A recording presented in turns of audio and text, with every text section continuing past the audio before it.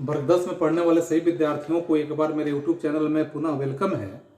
आज हम लोग यहाँ 10 वर्ग के काव्य खंड से देखेंगे। काव्य खंड में जो पाठ 5 यानी पाठ 5 के रूप में हम भारत माता के रूप में लिए हुए हैं, अर्थात इस भारत माता पाठ को यहाँ रचना करने का काम सुमित्रानंद पंत जी के माध्यम से किया गया है।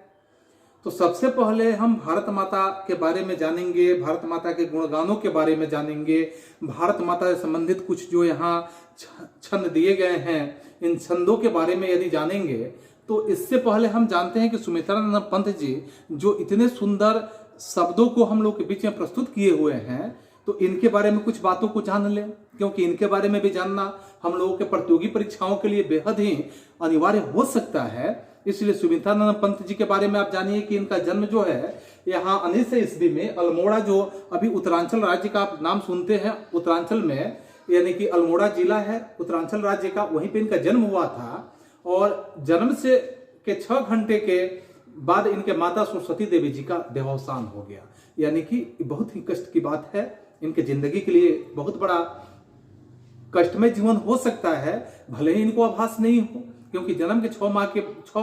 घंटे के बाद जब इनके माता का देहावसान होता है तो इनका पालन पोषण कैसे हुआ होगा, इस संबंध में यानी पिता जो गंगादत्त पंत थे, कौसानी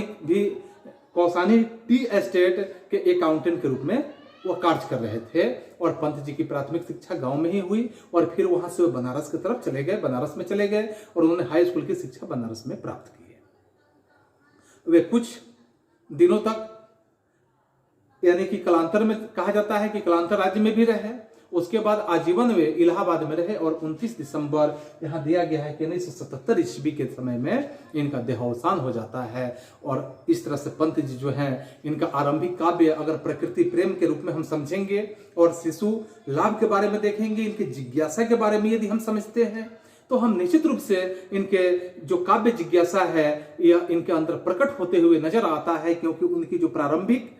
रचनाएं हैं प्रकृति के बारे में जो वर्णन किया गया है और सौंदर्य के वह प्रेमी के सौंदर्य जो सुंदरता होती है अर्थात सौंदर्य के प्रेमी कवि के रूप में वे संवेदनशील अभिव्यक्तियों के रूप में परिपूर्ण माने जाते हैं। इस तरह से पंत जी की जो प्रवृत्ति होती है इससे वे छायावादी भी हैं, लेकिन अगर हम कहें तो उनके विचार उदार मानवतावादी के रूप में आपको देखने के लिए मिलेगा कि इनका विचार जो है उदार मानवतावादी के रूप में रहता है। उन्होंने प्रसाद और निराला के समान ही, जयशंकर प्रसाद का नाम जानते हैं, उसके बाद निराला का नाम आप जानते हैं, दीनबंधु निराला, तो इनके समान छंद और शब्द योजना जो है इसी में वे अपने नवीन प्रयोग को हम लोग के बीच में प्रस्तुत करने का काम किए हैं। पंत जी की प्रतिभा कलात्मक सूझ के संपन्न माने जाते हैं, अतः उनकी रचनाओं में एक विलक्षण मृदुता और शौठो आपके अंदर मिलेगा। इस तरह की बात है जो युग बोध के अनुसार अपनी काव्य भूमि का विस्तार करते रहना पंत जी के या पंत जी की काव्य जो चेतना है इसकी एक विशेषता हम समझ सकते हैं। वे शुरू से ही प्रकृति के सुंदरता के बारे में अर्थात प्राकृतिक सौंदर्य से वे अभिभूत हुआ करते थे, फिर मानव सौंदर्य से भी अभिभूत होते थे। इसके बाद आप देखें कि वे मानवतावादी कवि भी माने जाते थे, जो मानव इतिहास के नित्य विकास के बारे में अगर हम समझें तो वे विश्वास अंदर से रखते थे इस बातों पे, क्योंकि वे अतिवादिता एवं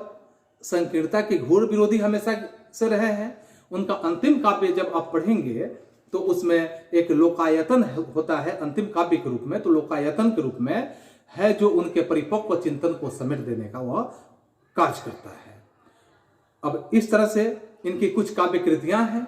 उस काव्य कृतियों का अगर हम देखें जो अभी मैंने पहले ही जिक्र किया था कि यदि आप कॉम्पिटिटिव एग्जाम की तैयारी कर रहे हैं तो कुछ बातों को जानना जरूरी है। जैसे उच्छ्वास का इन्होंने रचना किया, पल्लव का रचना किया, बीड़ा का रचना किया, ग्रंथि का रचना किया, गुंजन का रचना किया, जुगांत का रचना किया, जुगवाणी का रचना किया, ग्राम्या का रचना इन्होंने किया,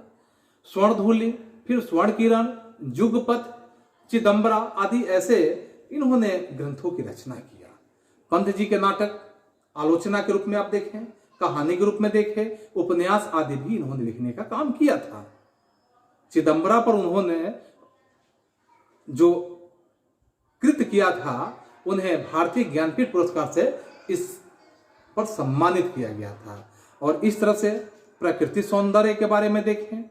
इस कविता के लिए विख्यात कवि की रचना में यह कविता हिंदी की यथार्थवादी कविता के रूप में एक नए उन्मेष की तरह आपको यहाँ पे दिखेगा कि नए उन्मेष की तरह प्रख्यात छायावादी कवि के रूप में आधुनिक हिंदी के उत्कृष्ट संगीतों में शामिल या उत्कृष्ट प्रगीतों के माध्यम से वे शामिल यह किया जाता है। और इस तरह से अतीत के गरिमा जो होता है, अतीत के गरिमा ज्ञान द्वारा अब तक भारत का ऐसा चित्र यहाँ खींचा जा चुका था जो ऐतिहासिक रूप से चाहे,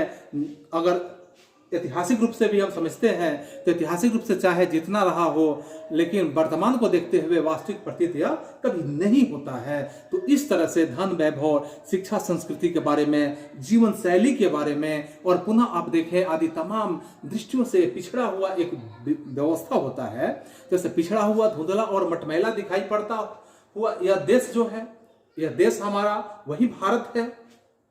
जो अतीत से अगर हम कहें कि अतीत में कभी सभ्य हुआ करता था, सुसंस्कृत के रूप में आप देखेंगे और वैभवशाली के रूप में आप देख सकते हैं कि इस तरह के यह दृश्यों में हुआ करता था यह भारत। और कभी यहाँ इसी भारत का यथा तथ्य को यह चित्र जिस तरह से प्रस्तुत किया गया इस कविता में, तो यथा तत्व के चित्र को यहाँ प्रस्तुत किया गया है, जिस चित्र को हम इस कविता के माध्यम से समझने का प्रयास करेंगे कि कभी ऐसे इस तरह के कविता में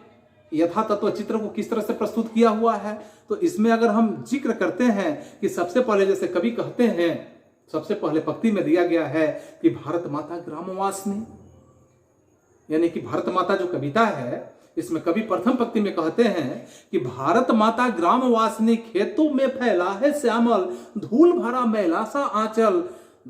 गंगा जमुना के दो आंसू जल, मिट्टी की प्रतिमा उदासनी, भारत माता ग्रामवासिनी। बात समझिए, बहुत ही मार्मिक बात है, बहुत ही स्पष्ट यह आपका अर्थ को उल्लेखित करने वाला शब्द है कि भारत माता तो गांवों में निवास करती है। सही अर्थों में आप देखें तो यह भारत माता जिसका जिक्र हम करते हैं, या सुमितन पंत जी के शब्दों में अगर हम कहें तो भारत माता तो गांवों में निवास करती है। भारत माता गांवों में कैसे निवास करती है? तो खेतों में फैला है श्यामल, यानी खेतों में जो श्याम कलर में, यानी कि काले कलर में जो मिट्टी का कलर होता है श्याम कलर, तो श्यामल में जो फैला हुआ है, धूल भरा मैला सा आंचल, जिसका आंचल धूल से भरा हुआ और वो मैला आंचल है, गंदा आंचल है। गंगा जमुना जैसे दो यहाँ नदियां चलती है, तो गंगा जमुना जैसे दो इसके आंसू जल के रूप में आप देख सकते हैं। भारत माता के बारे में यहाँ दिखाया गया कि मिट्टी की यहाँ प्रतिमा जो है वह उदास हो चुकी है, इसलिए भारत माता तो गांवों में निवास करती है। फिर अगले पंक्ति में यहाँ कवि वर्णन कर रहे हैं, दैन जड़ित अपलकनत चितवन, अधरों में चिर नीरव रोदन, जुग जुग के तम से विष्णव मन, वह अपने घर में परवासिनी, भारत माता ग्रामवासिनी। यानी कि कवि यहां कह रहे हैं इस पंक्ति के माध्यम से कि दैन जड़ित, दैन यानी दानव से जुड़ा हुआ, अपलकनत चितवन, अधरों में चिर नीरव रोदन, जुग जुग के, यानी कि अब समय समय के हिसाब से आप देखते चले आएंगे तो ये समय समय से तब में विश्व, इसका जो मन है, इसका इच्छा है, मनोवृत्ति है, यह क्या है कि अपने घर में ही यह भारत माता तो प्रवासिनी बन चुकी है। यह भारत माता अपने ही घर में विदेशी बन चुकी है, प्रवासिनी बन चुकी है, इसलिए भारत माता तो गांवों में निवास करती है।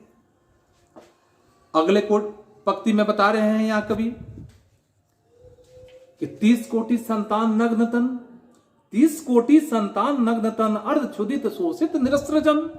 मूढ़ असभ्य अशिक्षित निर्धन, नत मस्तक तरुतल निवासिनी, भारत माता ग्रामवासिनी। यानी कवि का कहना है यहाँ कि 30 कोटि तक अगर आप देखें, 30 कोटि तक देखें, 30 कोसों तक आप देखें इसे, तो संतान यहाँ पे जो दिखते हैं इस भारत माता के संतान, जैसे हम लोग भारत माता रूपी संतान है, तो भारत माता के जो संतान दिखते हैं यह नग्न तन, नग्न यानी नंगे, और तन यानी शरीर, जिनका शरीर नंगा दिखता है।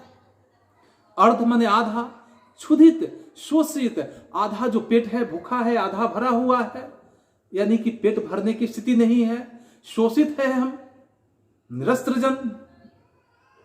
इसके बाद मूढ़ है हम, मूर्ख हैं,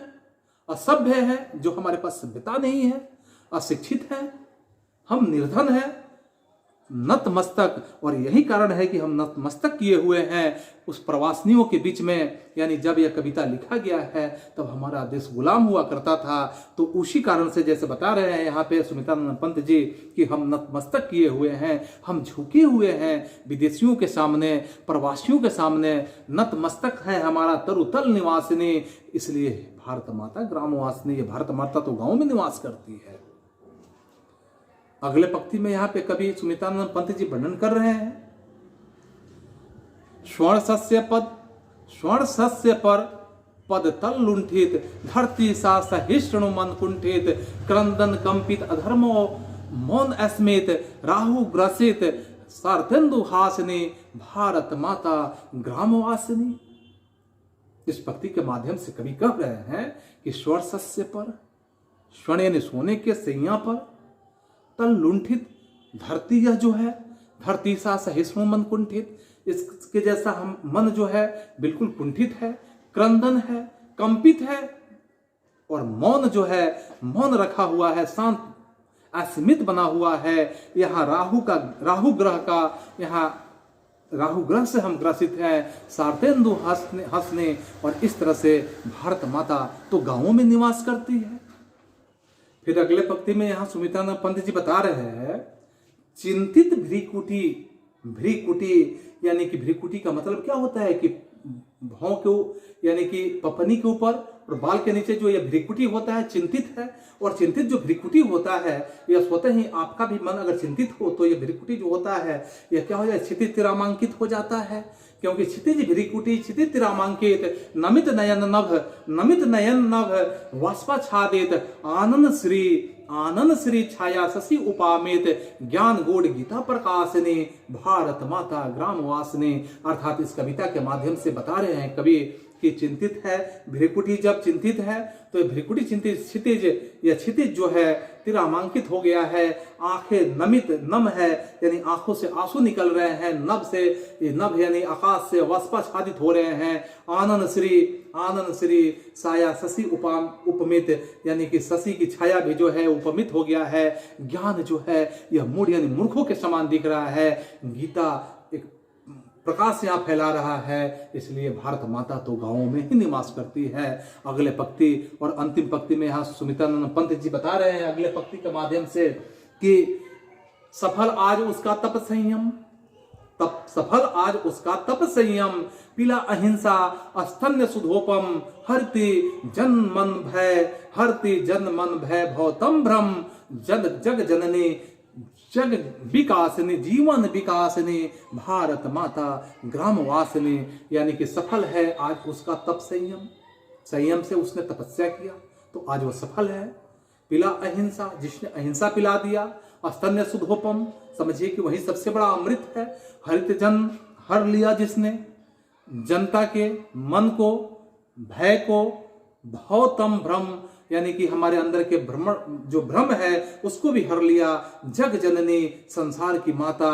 यानी कि जीवन विकासनी या जीवन को विकास करने वाली या संसार की माता, धरती माता। इसलिए भारत माता ग्रामवासिनी, भारत माता जो है गांव में ही निवास करती है। तो इस तरह से हम लोग का यह 5वां पाठ यानी भारत माता समाप्त होता है। पुनः हम अगले पाठ के साथ यानी काव्य खंड में ही मिलते हैं। तब तक आप सभी को एक बार पुनः धन्यवाद।